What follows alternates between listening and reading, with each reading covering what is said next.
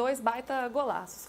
Muito bem, agora já pensando aqui vamos ver a prancheta, então? Vamos, já que a gente estava destrinchando o jogo aqui do Palmeiras, tem o PVC com a prancheta contando como foi a atuação tática do time? Luísa, eu vou mostrar uma coisa aqui na prancheta, que embora seja até meio óbvia, foi perguntada para a imprensa peruana, então não custa nunca dizer o que está acontecendo, como é que joga o Palmeiras e como é que jogou aqui em Lima, na vitória por 3-2 apertada contra o Sporting Cristal. Bom, a gente sabe que ele chega na frente com 5, mas a pergunta da imprensa chilena foi a seguinte, da imprensa peruana foi a seguinte: começou com 3 zagueiros e depois passou para a linha de 4. Não é verdade. O que acontece com o Palmeiras é o seguinte: na construção defensiva ele colocou o Bruno Fux na função do Marcos Rocha. Então, historicamente, com o Abel, o lateral direito sempre é o construtor pela direita, com o Gustavo Gomes centralizado e o Murilo, ontem foi Michael, pela esquerda. Então você faz saída de 3, parece um sistema de 3 zagueiros. E ele puxou o Emi Martínez para fazer um pivô defensivo, então eram 3 e mais 1. E isso liberava o Piquerez pela esquerda e o Lucas Evangelista como meia, que era um 6º homem de chegada na última linha ofensiva. Então ficava 3-1-1-5 na construção. Então ele mudou o sistema no segundo tempo? O Abel mesmo disse que não. Quando ele recuava o Bruno Fux como lateral direito, Gomes, Michael, Piquerez como lateral esquerdo.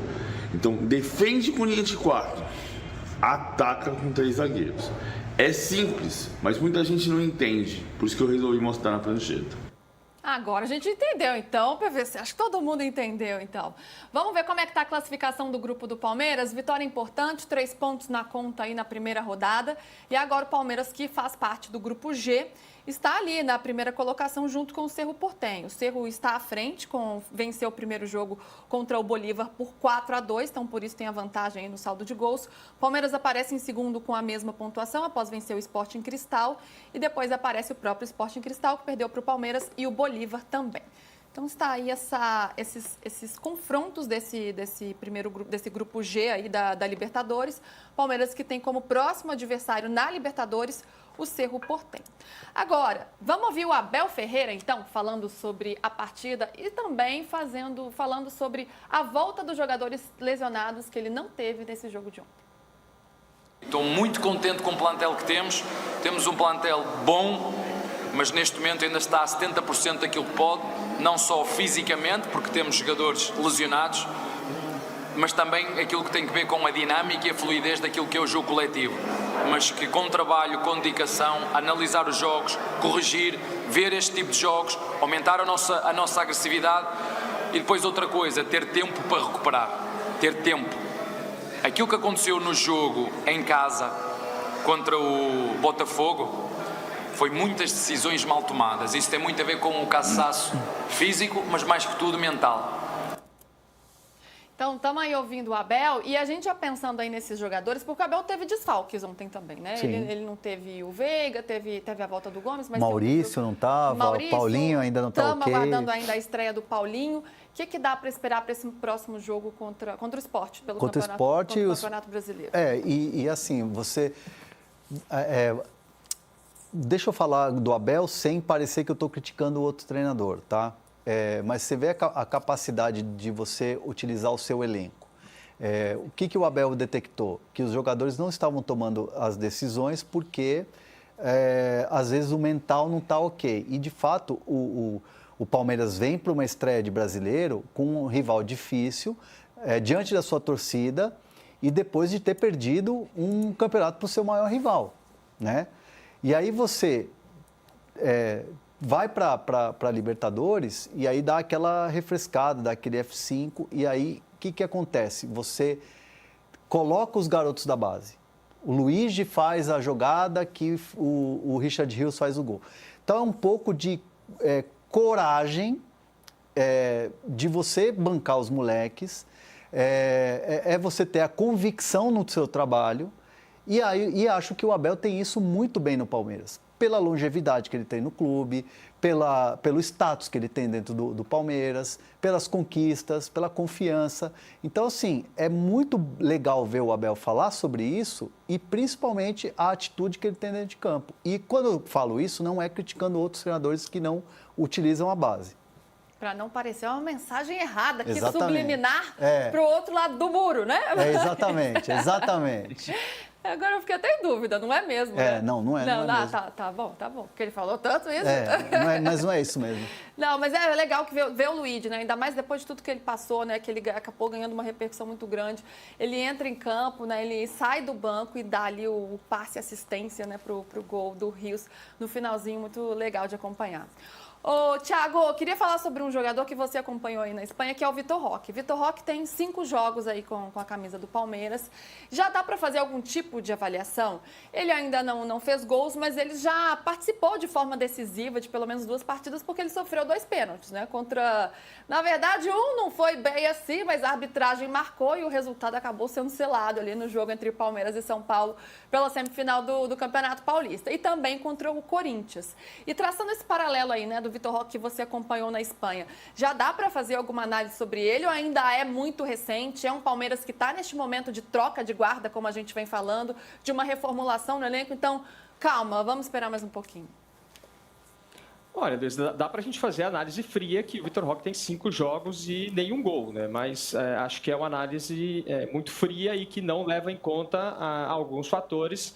Por exemplo, isso que você disse, né? Que ele, para a gente dizer de uma maneira correta, ele esteve envolvido em 2 jogadas onde foram marcados pênaltis, né? Não dá para dizer que foi pênalti nas 2, mas enfim. Tem que ter muito cuidado para falar desse assunto, sabe, Thiago? Para a gente não deixar alguns torcedores magoados. Eu acho que falando assim a gente consegue tratar bem do assunto. Mas, de qualquer forma, ele não é que o Vitor Roque tenha perdido uma série de gols, né? Estão chovendo oportunidades para ele e ele está perdendo. É que realmente ele está se adaptando ainda à dinâmica do time, ainda está entendendo como funciona, até porque o Palmeiras ainda não tem, né, o seu time o mais forte possível nesse início de temporada, né? Principalmente quando chegar o Paulinho, ali a gente vai conseguir entender um pouco o que o Abel vai querer fazer, como ele vai querer montar o time, organizar o Veiga, o Paulinho e o Vitor Roque, ver quem é que vai ocupar que espaço.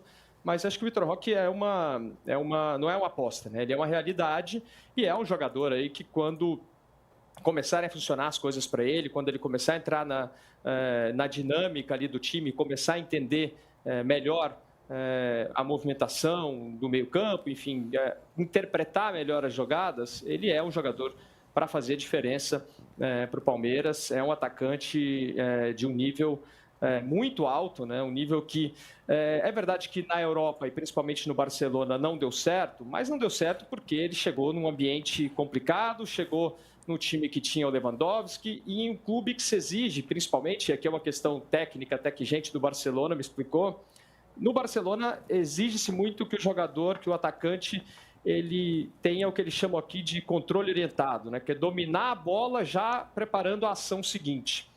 E no futebol brasileiro, principalmente na forma como joga o Palmeiras, não é tão necessário que o atacante tenha esse domínio de bola tão apurado, que o Vitor Roque não tem, ou pelo menos não mostrou tanto aqui. Ele é mais um jogador de primeiro toque, né, de bater de primeira ali e fazer os gols. Acho que no Palmeiras, com essas características dele, ele vai funcionar bem. Ele só precisa que o entorno comece a funcionar um pouco melhor. E assim, não dá para a gente decretar, o Vitor Roque não deu certo, o Vitor Roque não está dando certo no Palmeiras. O Rony, não estou comparando, tá? Mas o Rony demorou muito para fazer gol no Palmeiras. E quando fez, quando encaixou no time, ele foi melhor em campo em vários jogos de Libertadores, ganhou Copa do Brasil, ganhou todos os títulos e fez muito gol. Então, assim, o Vitor Roque, que me parece ser um outro jogador, outra categoria de jogador em relação ao Rony, como centroavante, a hora que encaixar, a hora que ele ganhar confiança, esquece. Tem a confiança, o encaixe coletivo do time, os jogadores que vão entrar, ainda tem o Paulinho para chegar ainda, então o Abel Ferreira está trabalhando aí e ainda precisa de um tempo, ainda vai rolar um tempo aí para que esse time siga tão encaixado.